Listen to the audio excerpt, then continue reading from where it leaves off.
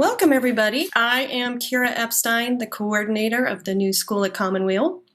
Today, I am so pleased to welcome our host, Anna Lappé, in conversation with Rupa Marya and A-dae Romero-Briones.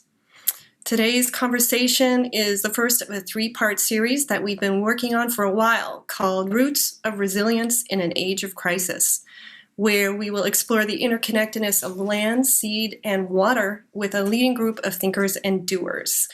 And we'll look at ways out of the crises facing us as well. It's wonderful to see you all here with us on this webinar. We've got people coming in from all over the place, which is fantastic.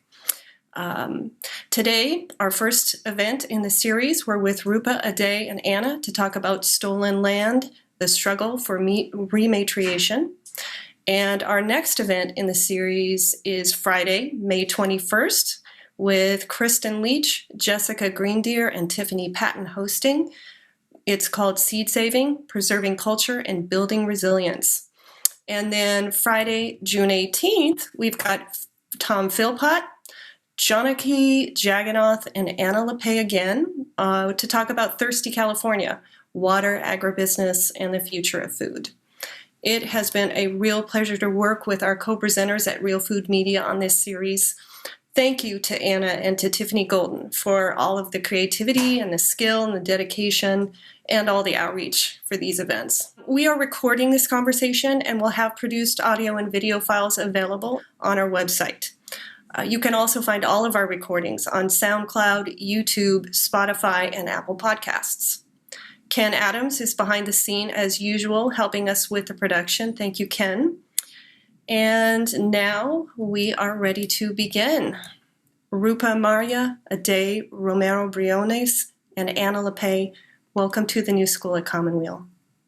Thank you so much, Kira, and thank you all for joining us. It's really lovely to see where you're zooming in from, and to see so many friends among you, including some of us have known for a very long time. So welcome everybody, new friends and old friends alike. As Kira mentioned, my name is Anna Lappé. I'm an author, an activist, and a strategic advisor and founder to Real Food Media. And Tiffany Patton and I are really excited to have partnered, as Kira said, on this series called Roots of Resilience. And you are joining us for part one in the series. And I just couldn't be more thrilled to be joined here today with Rupa and A-dae. They are two of my favorite people in the world. And hopefully by the time this webinar is over, they might be two of your favorite people as well. So today, with Rupa and A-dae, we will be exploring the themes of land, power, and exploitation, and how movements have, for generations, been fighting for land, fighting against land and resource extraction, and fighting for pathways of resilience. I just want to say a few words about Rupa and A-dae for those of you who do not know them, but then really offer them a chance to tell you a bit more of their own story. So Rupa Marya is a physician and activist, mother and musician. You might notice actually Rupa is wearing scrubs. She's actually zooming in from UCSF, where she works alongside a lot of other work she does. So if that beeper goes off and she dashes off, yeah, you know it's for a good cause. But she's grounded in the work as a physician, but as I said, also an incredible musician. She also often calls herself what she is, a farmer's wife as well. She's really involved with really incredible work with farming and agro-ecology, which she'll share more today. And I also wanted to highlight she is the author of a soon-to-be released book with Raj Patel called Inflamed, Deep Medicine and the Anatomy of Injustice. And so you'll be hearing some themes that will be in the pages of that forthcoming book as well in conversation today. I will also say Rupa does have a strong Twitter game. So for those of you who are on that platform, that is another way to get bursts of inspiration and wisdom from Rupa. We're also joined today with A-dae Romero-Briones, who, again, another incredible hero of mine, Director of Programs of the Native Agriculture and Food Systems Program at First Nations Development Institute, where she supports tribes and Native communities building sustainable food systems to improve health, strengthen food security, and increase control over native agriculture and food systems. And so I'm really thrilled not just to be in conversation with each of them, but for them to be in conversation with each other today as well. And again, thank you for joining us. And thanks to the New School at Commonweal for this partnership. It's been really a pleasure.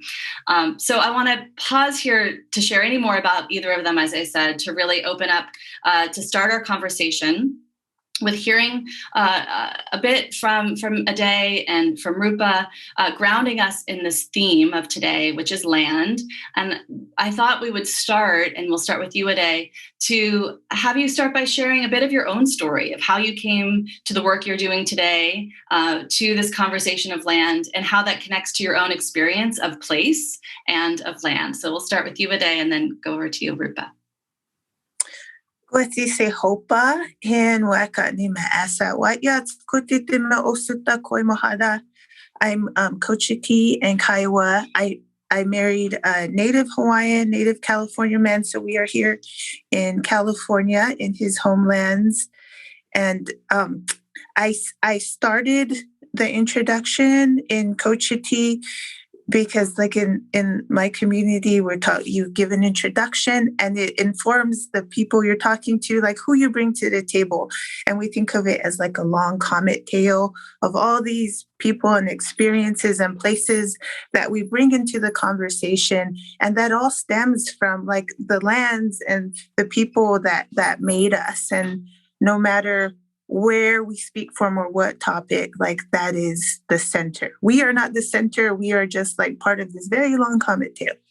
And I grew up, I have the dream job. I get to work with Indigenous people across the mainland, Hawaii and Alaska, working on food and agriculture projects, community-based food and agricultural projects. And I come from a community born and raised in Cochiti, who they're considered like subsistence farmers. And I think a lot of my work has always been challenging this idea of subsistence. I think when we think of subsistence, it's this really, to me, it's a derogatory term but that's how people understand like Indigenous food systems sometimes is like this idea of subsistence, but really it's like a economic term that kind of talks about the bare minimum that people need, and everything above that threshold can then be sold or commodified for the profit or put into the economic system. And so many of the projects and work that I do is to challenge that idea of subsistence based on my own upbringing in Cochiti, in a community that was once solely subsistence. Now it's changed. But thank you, and I'll pass to Rupa. Thank you. It's so good to see your beautiful faces. It's the highlight of my day. I did hand off my pager duties, so we should not be interrupted. I am Rupa Marya. I am the daughter of Bharth Kumar Singh, Bharth Kumar Marya, and my mother, Radesh Kumari Singh. I was born and raised here, and where I'm speaking to you from, which is the unceded, occupied Ramatushaloni territory in the village of Yalamu, what is now called San Francisco. My sons were born here. My grandfather passed here. I'm honored to be practicing my medicine here and in a really great relationship with the ocean, which I say all my songs and my gifts of my life come from the ocean. And I really believe it. I can sit near her and listen all day to that music. And so I feel very blessed to be in this conversation with you. And I'm very inspired by the work you're doing, A-dae and Anna, both of you. For me, land, my ancestors are Punjabi, and we come from a dynasty of warrior farmers. And so it's only natural that I would, I guess, evolve into a warrior farmer myself, healer, farmer, warrior people. My ancestors, that land 700 years ago, when my ancestors left the deserts of Rajasthan, so about 1,000 years ago, we were in the deserts. My ancestry split. So folks who headed west became now the Romani people, or the gypsies of Europe, to use a derogatory term. And my people went north to become settled farmers in the Punjab region. watching what's happening right now in India with the Punjabi farmer protests is just such a beautiful thing to witness the fire of my people in resisting the violence of colonial capitalism in our lands and food system. And that resistance is thousands of years old, not just with capitalism, but that the mentality, the wave succession of systems of domination. And so for me in this land, I grew up, very, raised here mostly, but then spending some time with my grandparents in India, and would come home here and would feel this presence here that felt like the presence I feel in India, which is very old and connected to culture. And I would be confused. I didn't understand, like, what I was feeling didn't match the strip malls that I was seeing, what I felt when I walked in the bay groves along the coast or through the redwoods and with the ferns. I was like, what's disconnected. And that sent me on a long journey that undid my teachings in fourth grade around the missions and undid my own understanding and conceptualizations of what happened here. And so to me, land is everything. It's our stories, it's our place, it's our bodies and our ancestors' bodies. And this is not my land. This is where I was born and raised, and this is where I have an opportunity to be a guest. And so for me, my question is how to be a good guest and how to help steward the healing with my friends, people who become dear friends, as they seek to reconnect and heal from the violence of colonialism, which continues to this day. So land is the modality, it's the language, it's the matrix upon which this healing can happen. And so it's not just metaphorical how I'm speaking, it's actually literal when we look at the transmission of microbes and the transmission of memory and information from the land. So I am very humbled by this work. When I say I'm a farmer's wife, and both Raj and Anna laugh a little bit at it, I say it as a real thing. Like, I have dirt in my bed at night. That is not a normal thing. I have seeds like all over the house, everywhere, all the time. It's a beautiful life. And I feel so grateful to be walking side by side my beloved husband, because he comes from a lineage of Irish heritage and Central European heritage of farmers. And that love and earth tending that he does and he teaches me has completely shifted my own life, and in such a beautiful way. So I'm very grateful to that, to those relationships. And I say that because to denote ourselves in relationship to somebody is a very deep thing. And it is the violence of patriarchy that has made that association seem like, why would you say that? But truly, that relationship has been a core piece of my evolution and understanding what I need to be doing on this world right now. So thank you. I love so much of what you both just shared. Thank you. And I want to come back to some of what you were talking about the end there, Rupa, about that connection. Anna, I'm sorry. I just wanted before we get off the land piece, I just wanted to share. We will not get off the land piece, though. Yes, right. But like that question, that yesterday I was actually in conversation with some tribal historic preservation officers, and we were talking to Rupa's point about the microbes. We were talking about soil and about like the repatriation of bones and indigenous bones in different places. And Sambar, who's Samish from the Pacific Northwest, he told this story, and I hope he doesn't get offended. I'm sharing it. He said, when we think about our work as tribal historic preservation officers, and we think about the bones of our ancestors in these lands, like you think about how long it takes for bones to disintegrate into the soil.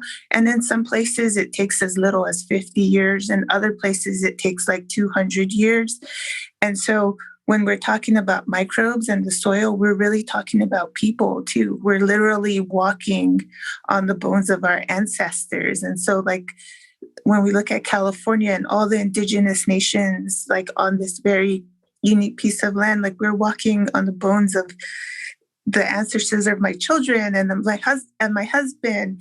And it's like a very intimate thing, as Rupa said. Like we have the microbes, but we also have these when we talk about soil and soil regeneration, like we're talking about the bones of our ancestors. Like that was a really heavy concept for me. And so when we talk about land, we're talking about our people.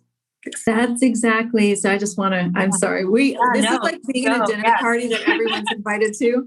A-dae, it reminds me of something my dear friend, Solomon Reese, who's also Pacific Northwest, Shincham, Salto young man, amazing man. I love him so much. But he said to me, when we're saying we are the land, we're not being metaphorical. Those are our ancestors' bodies, and our food is being grown on the same land. So we're actually ingesting and becoming we're recycling that energy and that, that being, that state of being is being recycled. And if you want to get a cosmological about it in terms of, my own ancestry around reincarnation, like we are the reincarnation through our association to the land and the elements. And so I think that is truly beautiful. And he took that a step further and said, so if these are our ancestors on this land, what gives other people the right to put their ancestors in our land, to do burial in their land? And it was such an interesting framework of thinking of how do we incorporate, how do we understand who we are when we are settlers in other people's lands? Mm-hmm. And it's a very, like you're saying, a deep and intimate and soul-searching question. If we go, beyond political analyses into a place of almost like a cosmological question of where do we belong, and how, if this is not our homeland and we're walking on the bodies and the bones of thousands of years of presence, how do we do that in a way that is uplifting and healing and not harming? So that's such a deep question. Yeah. And I love the back and forth. So please, I love, it does feel like the closest we're going to get to a dinner party anytime soon at the moment. So, I think what you're both touching on and what you started to getting to, Rupa, is something we talked about when the three of us had the conversation about this webinar, about this idea of cosmology and what you were talking about, Rupa, about this idea of colonial cosmology, and what you're both getting at in terms of the integration between the land and us, our bodies and the land, and of course the false dichotomy between us as individual humans and the land and the air and the water in which we get our own lives. But I wondered if we could stay with this idea of colonial cosmology, and what do you mean by that when you think of that, Rupa? How does that land for you, A-dae? And how do we understand more of these intersections between colonialism and power over land? And so let's dig a bit more into that idea. And I'd love to understand more, about that idea of colonial cosmology. And Rupa, either of you can start. Want to go, Rupa? Yeah. Yeah, so this really forms the foundation of the book we just finished, which my head is very much immersed in, with Raj Patel. So the colonial cosmology, how I see it, how we have articulated it, goes back to that false dichotomization of mind, body, nature, wild, man, woman, these enforced binaries that the world was organized upon, not in an egalitarian way, but in a specific hierarchy. And that was in order to justify the land theft and labor theft of the entire globe to serve European interests, whether it was gold or silver or sugar or, you name it, and now lithium. And that perspective continues, so that, when we see the collective movements around the world for fighting for dignity of Indigenous people, of Black and Brown people globally, it's pushing against this long entrenched 600-year-old mental tick of French intellectuals who devised a way to justify how to rape and pillage the earth. And so that works really well in a colonial capitalist cosmology where you're trying to organize the world to extract from it and profit and turn everything into a resource. That works really well for capitalism. It doesn't work really well for health. As we've seen in the COVID pandemic here, in the United States and in San Francisco, where we've had 8,000 people languishing in the streets. 8,000 people languishing in the streets in wildfire smoke and with a raging pandemic. That even just, with $3 trillion of COVID aid, nurses were still in trash bags. So it has nothing to do with care. Our system has nothing to do with care. And that's where, looking at the land and the water and the seeds and the systems in the face of climate collapse, and COVID is just a test to our systems. Our systems are inadequate at dealing with, at creating resiliency and health. Indigenous systems around the world, traditional systems of maintaining ecological webs of relationships, those systems are much more robust on every level in terms of maintaining biodiversity. So I think it's a real time to, flip the script and say, okay, this cosmology works for some things. It works to amass wealth in the hands of very few people on planet Earth. It works to amass it at the cost, at the expense of the water, the health of the people and all the other creatures and beings, at the health of the air, at the health of the land, and the vitality of our seeds. And so we have to decide, what do we want to do? For me, I prefer health. So that's where I go. And I'll just follow up with Rupa by saying, like, this choice, this like idea of colonial cosmology makes me really, really sad, because I think every day, every one of us is faced with this idea, whether we know it or not. Like, I think about how we tell stories, and they're so important. Like in Indigenous communities and in America, like, we are our stories. We are how we tell our history. And you see this cosmology, this colonial cosmology play out in how we tell our stories. You think about the story of, David and Goliath, or you think about the stories about the mission, or you think about this like whole trend, how American people tell the story, and there's like the hero, and it's like conquering the wild, or like brown people. And like these stories are told in our history books. They're told in how we retell our own stories. And when you look at like the way Indigenous people tell their stories, like we personify the ocean, like she has a name. We personify the mountains. Like my picture behind me, like is Mount Kanatai, like that we give that mountain personhood. And when we look at how agriculture and food systems tell the story, they're given like price tags and they're called resources, like as a way to depersonalize or depersonify these very important parts of who we are and how well our environment functions. And so like the health of these places requires them to have personhood, requires them to have personality. And when we tell our stories in indigenous language or amongst each other, like we call them by their names. And so like this idea of, it's a really long word, colonial cosmology, but it plays out in really simple ways in how we have our conversations daily, especially in our education system, that just reinforces this idea that colonialism and capitalism is the natural and neutral like way of life, when really it's not. It's like constantly reinforced. And it makes me sad because oftentimes like it takes a lot of effort to realize that we're in this like water flow. And so it's sometimes a really hard concept to get our minds around.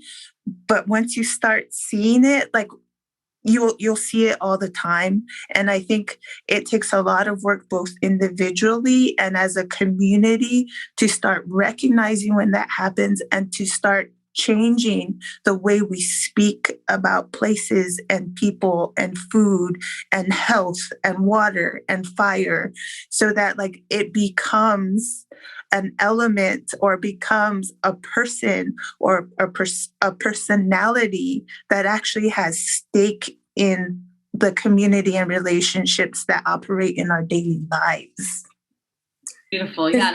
I was going to say, you think about the contrast between land personified, a mountain personified, food growing as being, this living being, compared with price tags and barcodes and, complete disruption from where it comes from. But also, I just wanted to say, and then I wanted to hear what you wanted to jump in with, Rupa, but as you were talking, A-dae, this importance of stories, and as both of you already in this conversation, the importance of words. What are the words we have used to describe? I mean, A-dae, you talked about subsistence, right? And how that has been used historically in such a derogatory way. What are the actual stories we tell, and then what are the words that we're taught to use, and what's our understanding? A-dae, you talked about how the system, that the kind of the air we breathe, how it's I love your pager going off, Rupa. It's like that's grounded in the reality.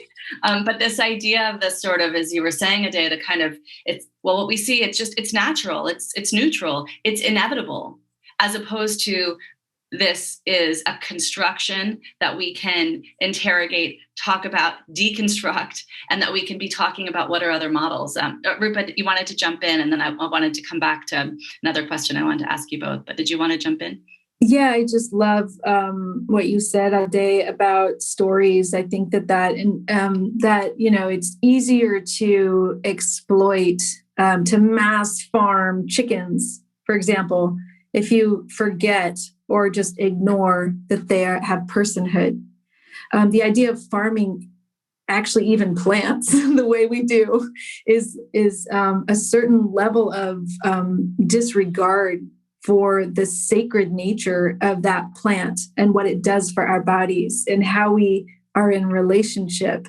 And once and I think like to disregard the name or knowing the person of the mountain, the personhood, that's how it's easier to blow its top off and mine it for its minerals, right? So it's a very violent ideology that has gone around the entire world.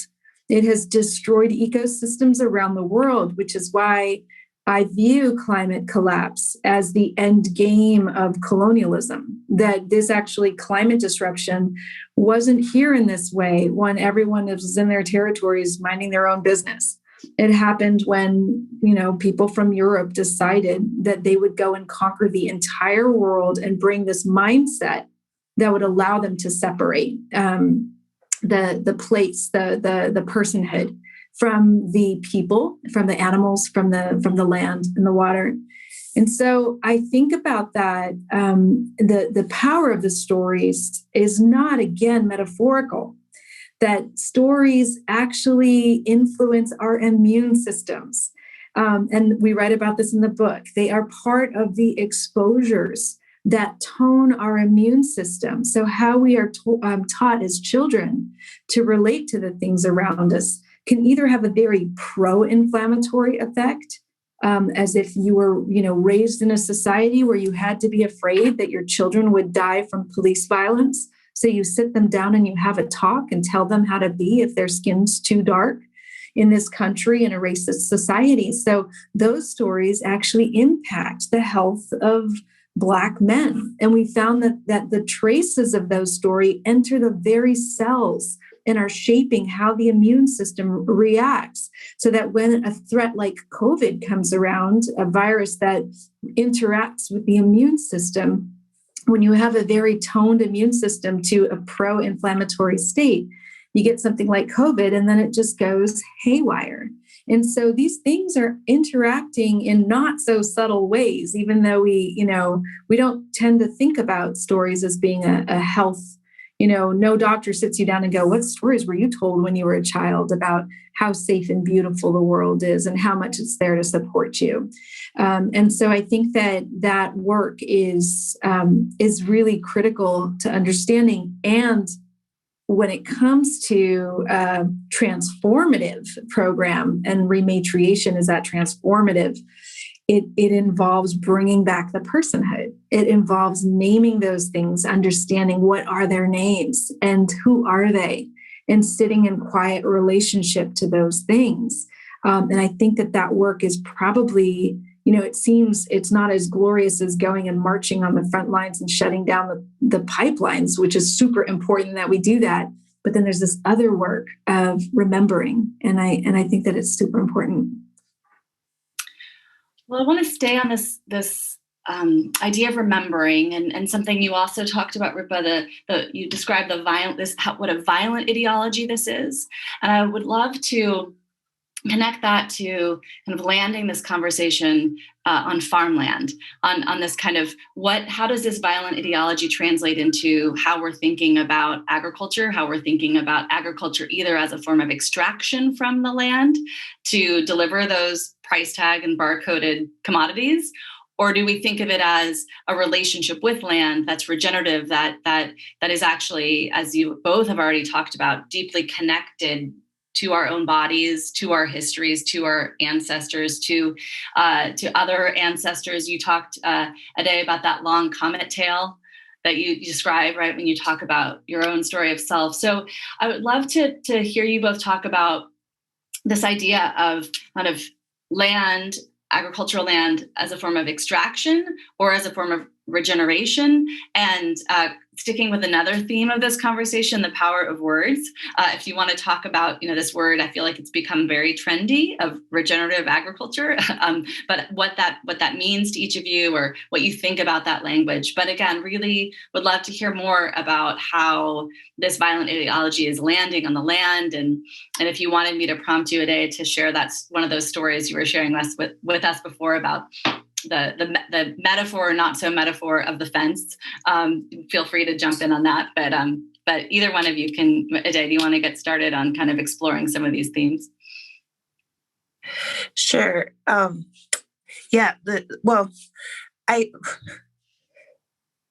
When we say agriculture, like the large majority of the people in this country either have a mental picture of like corn and row crops, or the tractor, or like sprinklers, like our mental pictures of agriculture.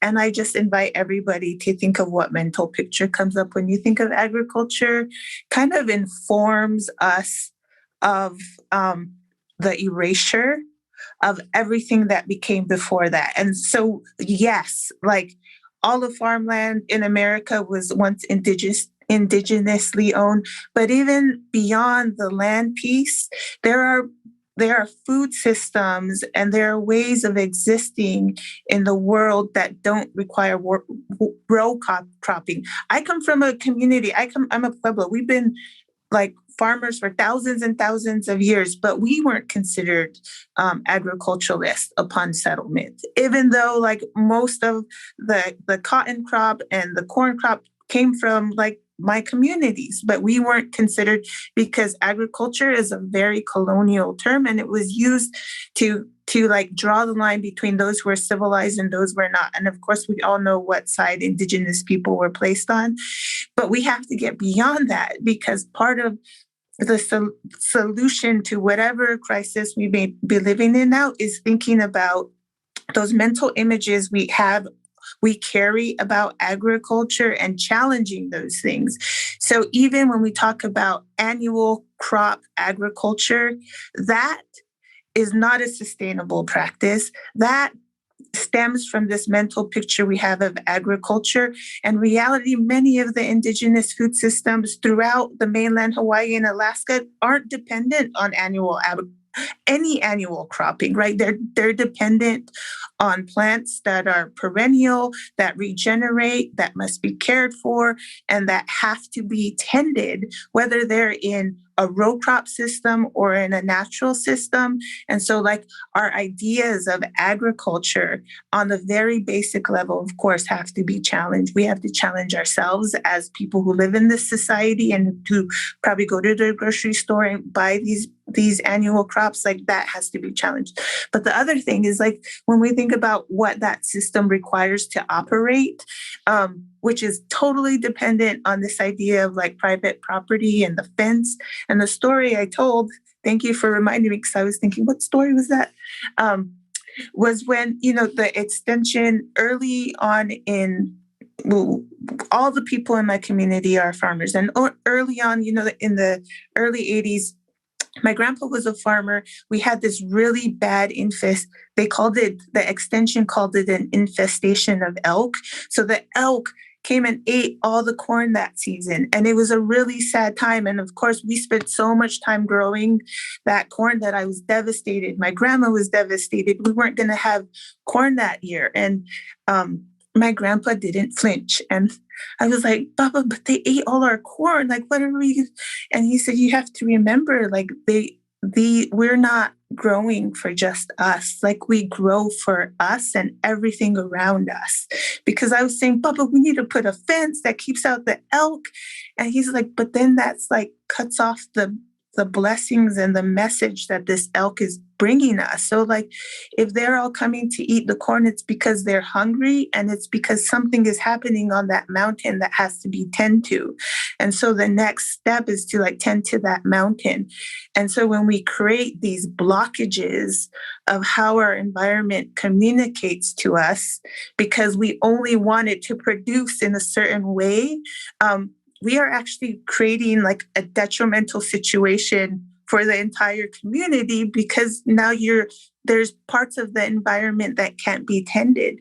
And so I think that fence that was bought by the extension agent is probably still sitting in some place on the reservation, still in rows, because we still don't have fences in Cochiti, even though we've had elk come, like we've had other like pests take the corn. But again, like we see those as messages from like what's happening in our environment. So no, we're not just farmers for just us. Those are ways to communicate with the land that makes us. That's so beautiful. Wow. So the concept of agriculture, I agree, had to come from this. It came from a place of enclosing the land and kicking the people off of it in Europe.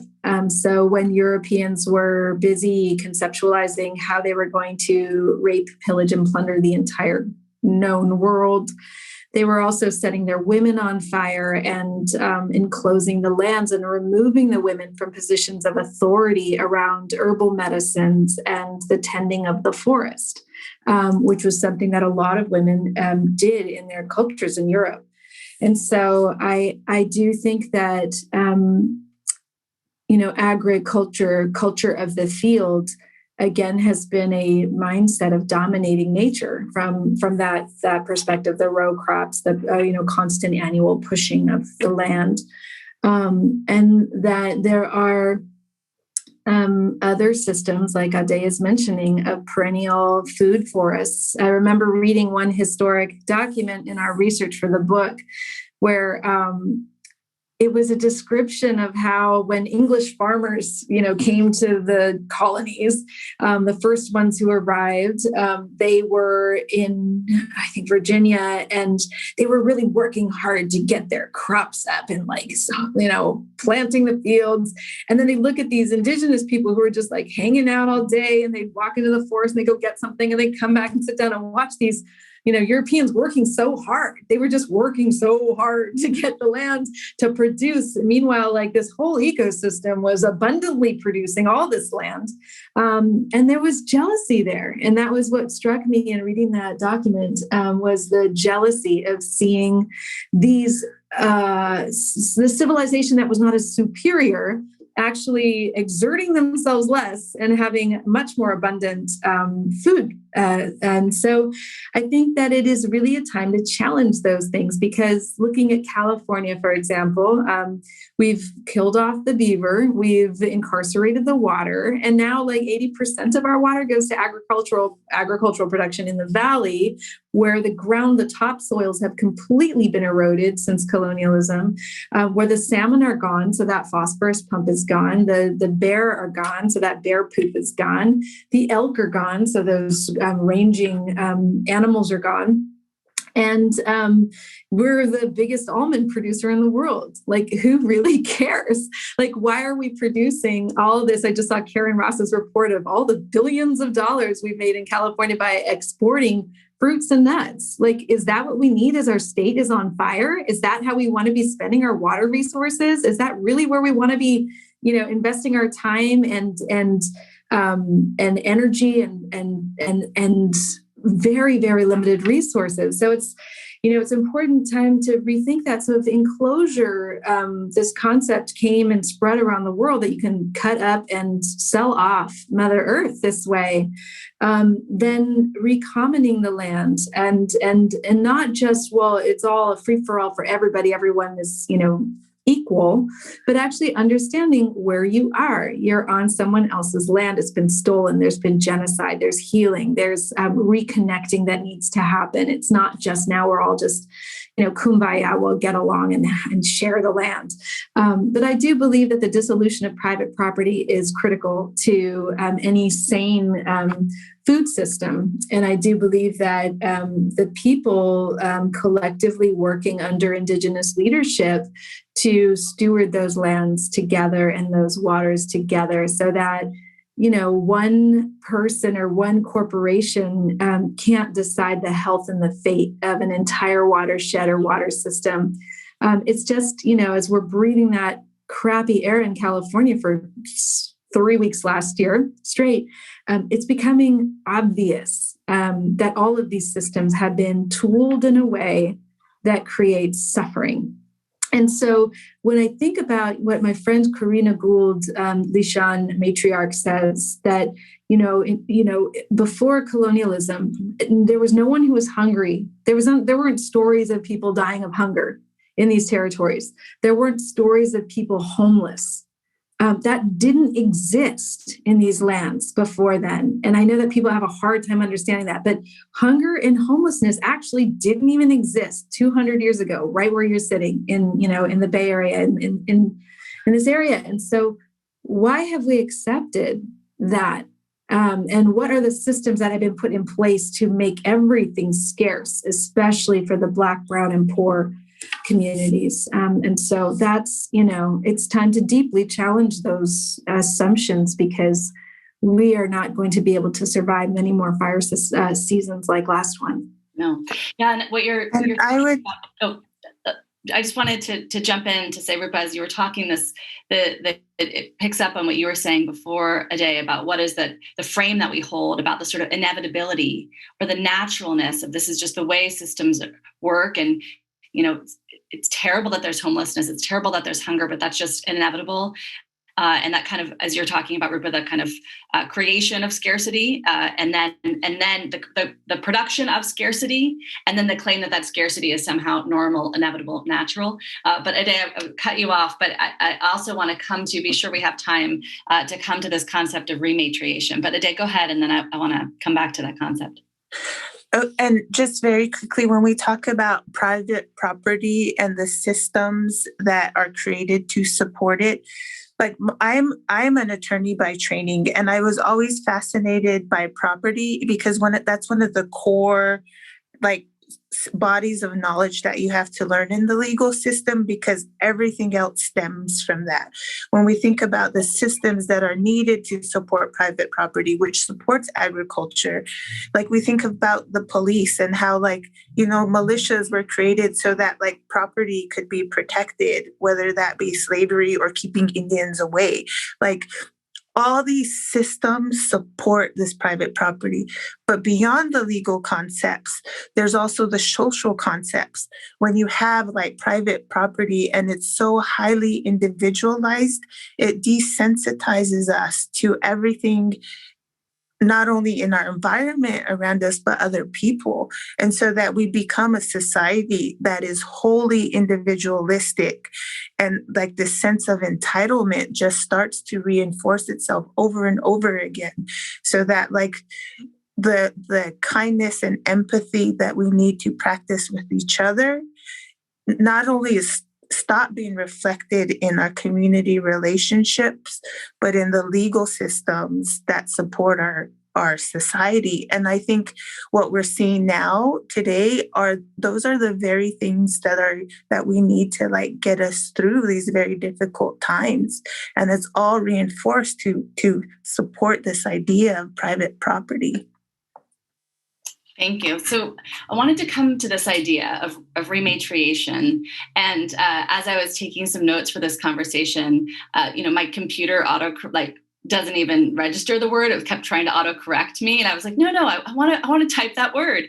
So maybe we'll start with you to share what the term means for you and how you see it manifesting in some of the work that you're engaged in.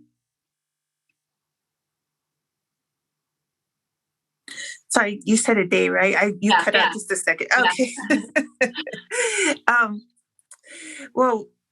Rematriation, that's a long word too, but like in Coachiti, we have this concept of ya, and it's the word we use for mother, like what we call our own mothers, but it's also used to call like the lands we live on are ya, and like the concept of like the way we interact with each other is like, this is like the center of being, the point of creation. And so when we think about Indigenous people who are disconnected from not only their land, like that concept means like it causes a whole chain of disruptions that affect not only our relationship with the land, but our relationships with each other. And so we're not just fighting for like this inanimate piece of property, like we're fighting for the well-being of our entire community and even society. Like we think of some of the most like, and again, this concept of sacredness is sometimes very foreign because like everything we do should have this sense of duty and responsibility to the places we come from and the people who are there. But like we think about going up to the mountain and like saying what prayers we need to say in order for the health of that environment. And all of this only works if all Indigenous people in their ancestral lands are doing this, so it doesn't help if one tribe has access to some land and then a tribe in Southern California doesn't, because still the system is off balance. And unless we're all continuing to steward these lands and have access and adhering to the responsibilities we have to these places, our ecosystem is going to be disrupted. It's going to be unbalanced. And so it's like oftentimes like the whole movement is characterized as like Indigenous people wanting their land back. Yes, we want land, but really like this is for the health of society. Like we're seeing wildfires because, there's stories about how you need to have land, water, people, and fire at the table all the time. Otherwise, if you have one of those elements missing, they'll come with a rage because we know that they're supposed to be in existence. And so the idea of like practicing these philosophies and these covenants that we have with these places is critically important, and not just one at a time, but like all at once. And so like the concept of the movement of rematriation is really important, not just for Indigenous people, but for everyone. I don't know what more to add to that. So I think that for me, rematriation is giving the land back. It's giving it all back. If land was stolen, just give it back. Doesn't mean we have to get booted out. If folks like us, they might invite us to stay and help with the healing that needs to happen. It's about learning to be in good relationship with our Indigenous community so that they can do exactly what A-dae is talking about, so that they can participate in their ancestral responsibilities to care for these entities and that has an effect on all of our well-being. And so when our Indigenous people can have that, I believe a lot of these things that are literally insane, from the, shootings that we're seeing in, daily life now in the United States, to the fires, to the floods, all of these things will come into better balance because we just don't know how to live responsibly and with responsibilities in this land. We don't have that charge from our ancestors in this land. So that's what the work we're doing with our Ramatushaloni friends in the San Mateo coast. We're working to rematriate 38 acres. And when our friend Greg Castro sat with us this weekend, and we made a fire out of stones, made a fire circle together. And, I said, wow, it's just amazing that we're sitting here. And he said, it is because my ancestors sat like this at the fire with probably these rocks. These look like lodge rocks. And so it's not just a piece of property. It's not just 38 acres. It's literally reattaching and remembering, reawakening, rehydrating those promises and responsibilities and duties that we have as Indigenous people and as settlers. And so for me, I see my work is to support those movements. It means showing up and doing what my friends ask me to do to get their land back, and then to do the work to create space for them to do what they need to do. And so it's something that I feel all settlers should get involved in right now. I think it's the best work that we can do. And I'm very, very, very inspired by it. Most of our meetings, there are tears because the work is so deep, so beautiful, and so it's being stewarded in such a beautiful way. So rematriation also, I think, is the dismantling of the colonial cosmology. So if it's private property, bring it back to the commons. If it's degrading women, put them in leadership. If it's degrading Black and Brown people, put them in leadership. It's just reversing those orders and watching what happens, and not doing it as a sense of domination. So avoiding that dominance pathway, but creating a web of relationships that can allow everything to thrive. And so that's where, it's about cultivating a culture of care. That's really what I see rematriation, the whole big thing. For my friend Rowan White, Akwesasne Seed Keeper, who I love so dearly, everyone should check out her work. She says rematriation is making space for the mother again in all of our consciousness. And so what A-dae was talking about with Ya, making space for that awareness again, and that reverence that, life is so precious. It's so beautiful and so precious. I feel that every day as a physician. Oh my God. And so I am grateful for the opportunity to do this work with our friends. I thank you both so much for everything you've shared this whole conversation. It's just been, I feel like I can't wait to listen to the recording again and to hear these stories again. It's so such a rich conversation and so many threads. And I want to bring in folks who are tuning in, to invite all of you, if you have questions, to use the Q&A function at the bottom of your screen. To start bringing in some questions that I can raise for Rupa and A-dae. And as we move to that portion of our program, for those of you who have to jump off again, this is will be available online, so you can hear this part of the conversation if you don't have time to stay with us for more time right now. And before we turn it over to questions and comments, I want to just extend a huge huge amount of gratitude to you, A-dae, to you, Rupa, for the incredible work you do in the world, for who you are in the world, and for being here as part of this conversation. We mentioned at the top of the session that Rupa has a book coming out called Inflamed. She talked about it a little bit today. I'm really excited about it, and we'll put into the chat how you can already get a jump on pre-registering for the launch event on August 3rd. So you can all join us there virtually online for their book launch with City Lights Books. But again, please use the Q&A function for questions as we move to this part of the program. But I thought I'd begin with a question that came up in the chat that I thought taps into so many of the things that you both talked about. Was one of the folks tuned in to the webinar asked if you each would share kind of how one can respond to, how one can make sense of what one can do about the fact that as many of us saw the news of recently, the single largest landowner now in the United States, if I'm not wrong, is Bill Gates. And somebody put in the chat, I think it was something on the order of magnitude of 269,000 acres that are now owned by Bill Gates and across 19 states. Rupa, I know you and I have talked about the role of philanthropy in a webinar we did together called pretty simply Against Philanthropy. But I'm just, I feel like this one question would open up, many channels of conversation. So let me pause there, and A-dae, Rupa, if you want to jump in to talk about kind of what your reaction is and how do we make sense of this and what can we do about it? Rupa. We should occupy the land. I think we should just go set up land occupations all over Bill Gates' land and ask him to give it back.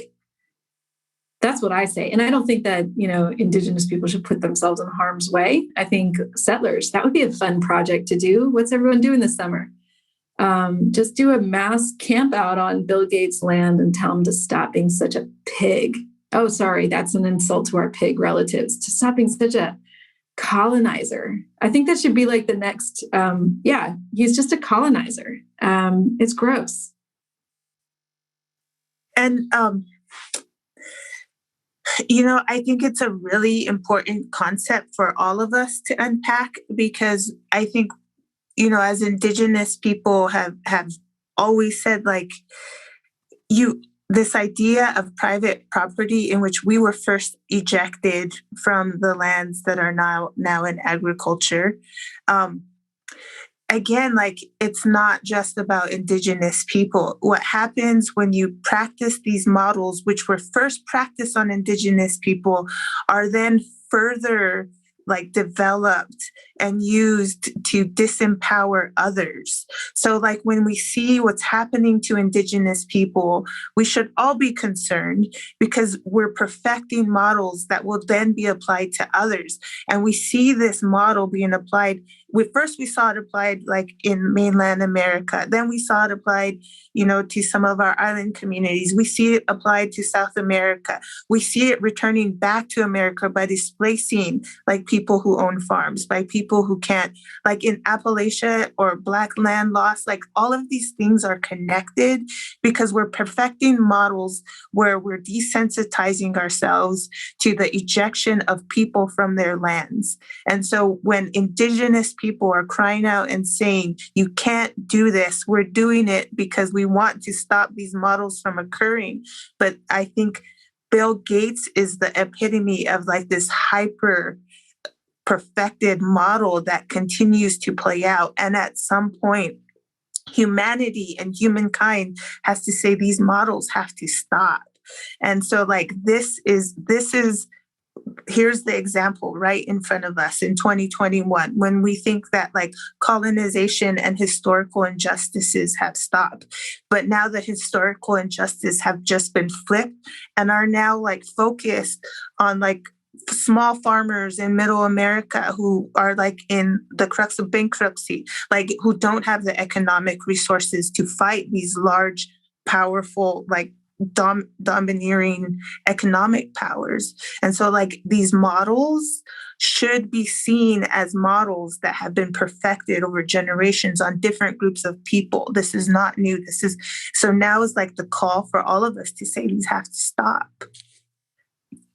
Yes. Can I just add to that? So A-dae, that makes me think, and something you said earlier, Anna, is that this capitalist system requires our desperation. And if COVID hasn't proved that to everyone, I don't know what will. It was like cattle prodding Black and brown people to get back to work so that the engine of the economy can keep going. There was no universal basic income for Black and brown people, who are most of the essential workers in this country, because if people were to stay home, everything would grind to a halt, which is a great example or case test for why we should have a general strike, which is why we should grab our labor and our participation in the system and stop participating. And so I don't think these things are going to get better through public policy. I don't think the government is going to make this better. I think people have to make it better. And it has to be a very conscious and systemic dismantling of these structures. We don't need to be desperate to live well. We can have healthcare. We have doctors who want to treat you. It's the system that makes it scarce. It's the system that makes the food scarce. In San Francisco right now, there's 30,000 vacant hotel rooms, and there's still thousands of people on the street. So capitalism creates these artificial scarcities that drive desperation. Because when you're desperate, you will sell your labor. You will sell your labor for nothing. And that desperation is what makes the system go.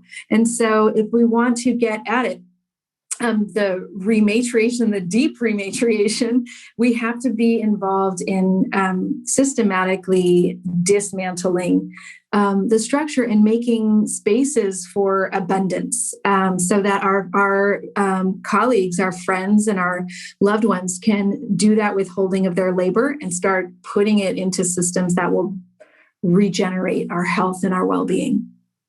Yeah, thank you both so much. We're getting so many great questions. Thank you all for putting your questions into the Q&A.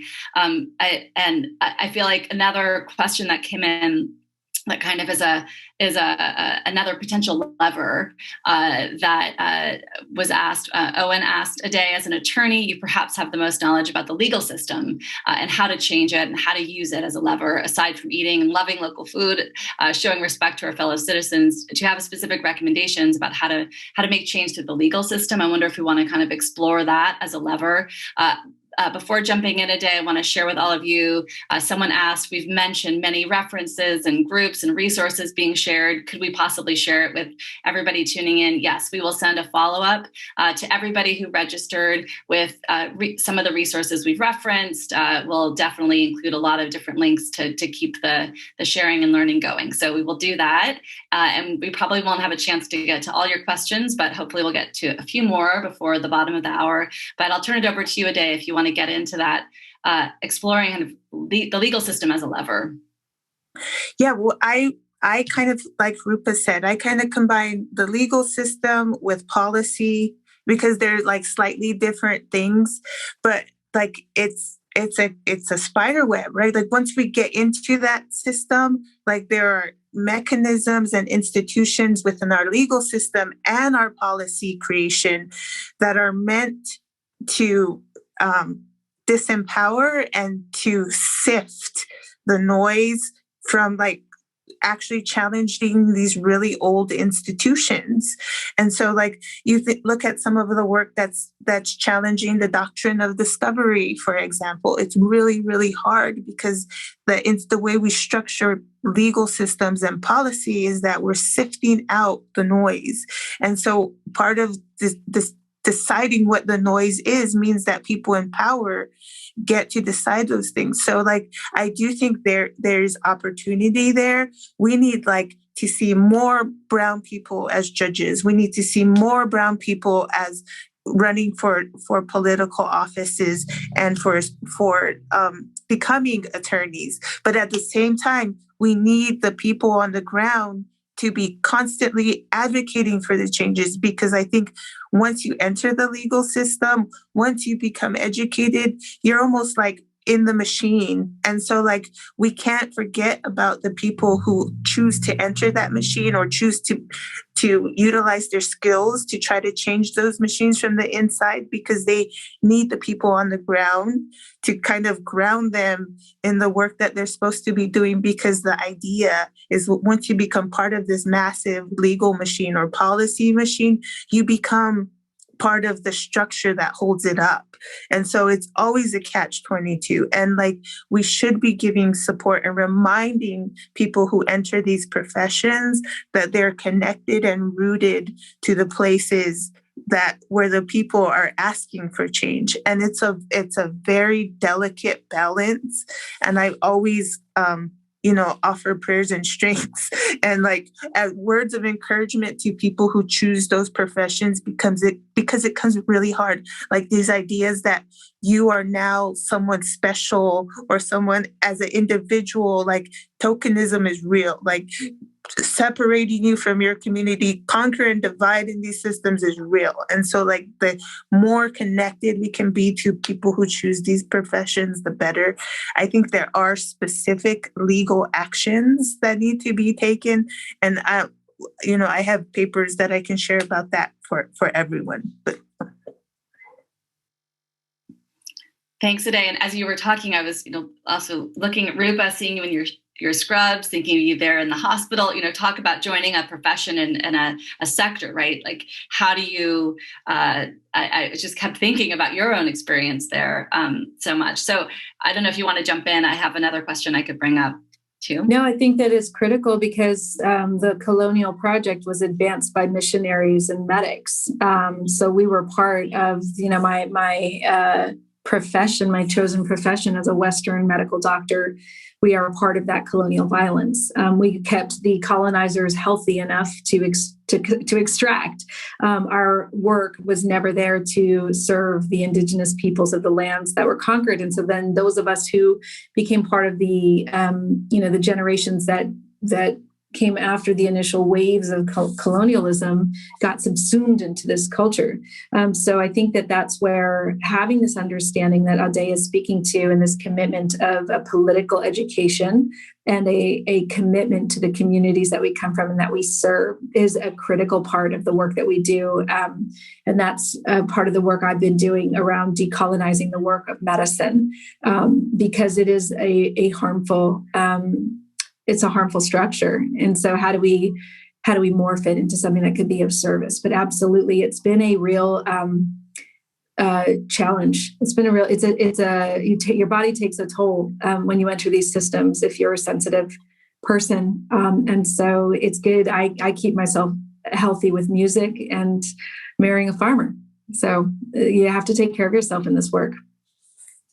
Great. So I wanted to bring up a question. Someone asked, specifically, they wrote in a question, as a landowner in Napa, California, while we don't have much land and it's mostly vineyard and gardens, what would be some ways we could honor the Native Americans who once owned this land? So I wonder if you each want to answer that specific question, but also more broadly thinking about this growing land back movement and how landowners can be a part of it in all kinds of different ways. A-dae, you want to start, and we'll go to Rupa? I'll pass that one over to Rupa. I got to think about that one. Rupa? I think one of the first things they could do is get to know whose land they're on and start developing relationships with people and see what kind of leadership there is and who's involved. There's some great people in the North Bay who are doing amazing work. I can think of the Cultural Conservancy.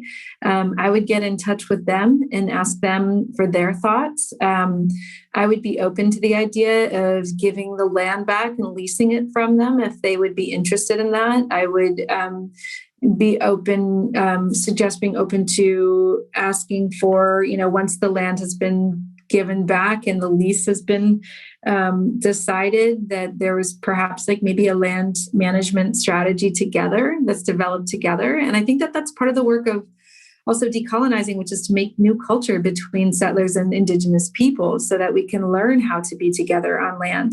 But I think it should ideally start with giving land back if one is able to. And if one is not able to, finding philanthropists like Bill Gates to give you their money so that you can buy the land and give it back. If the land is actually owned by a bank, that would be a philanthropy movement. A movement I would love to see is relieving people of their mortgages. So I would be happy to, have my mortgage gone because I'm enslaved to the bank to pay off my debt, so that the land is then liberated and then it can be given back.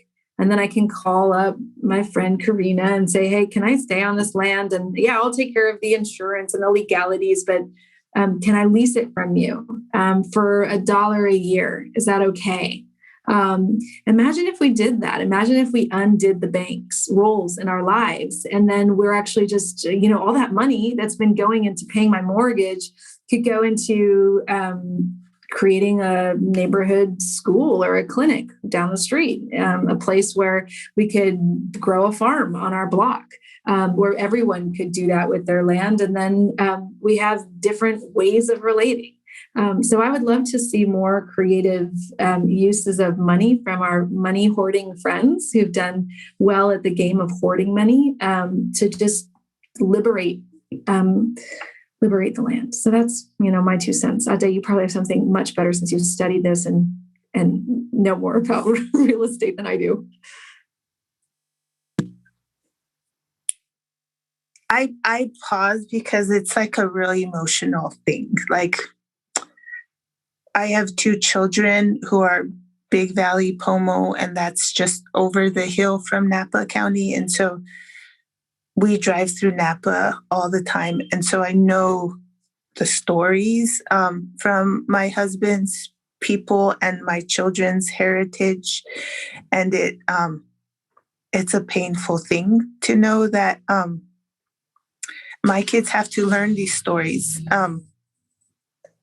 You see Napa and you see, it's just, I don't think I can answer this question because it's like a really painful question. And that's the thing with this rematriation movement. Like, we can intellectualize these things as much as I'm an attorney, like, we're supposed to be emotionless about how we have land transactions, but it's painful. Like, these lands have stories attached to them that I have to tell my children and explain why they can't go to the geysers and, why they can't go to these really sacred places in that county. And, even now we walk through Napa County, maybe St. Helena, and, we do get looked at, and I'm sorry, it's a really emotional question and it's hard for me to answer that. So.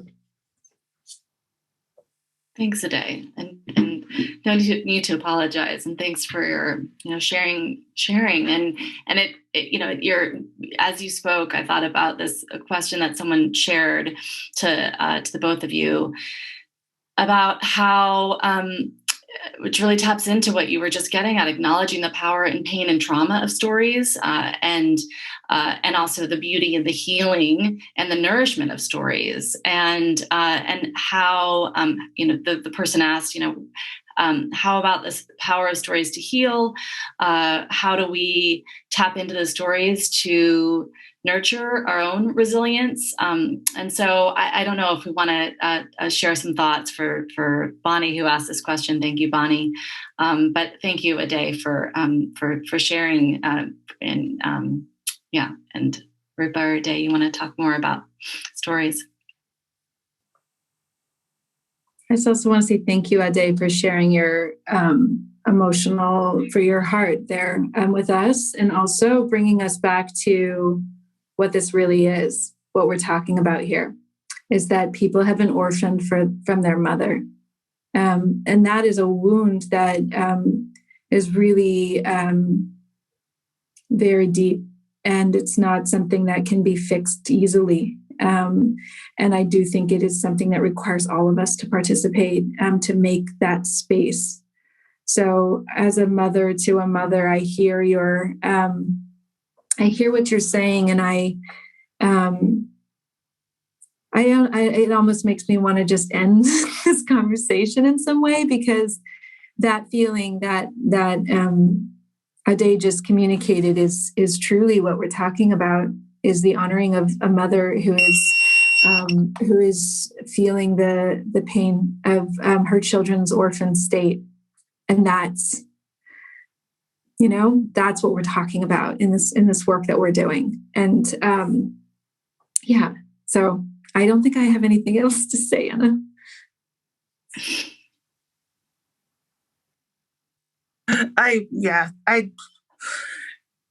It's hard. Like the stories are a source of strength. Stories are a source of resiliency, but they're also a source of pain.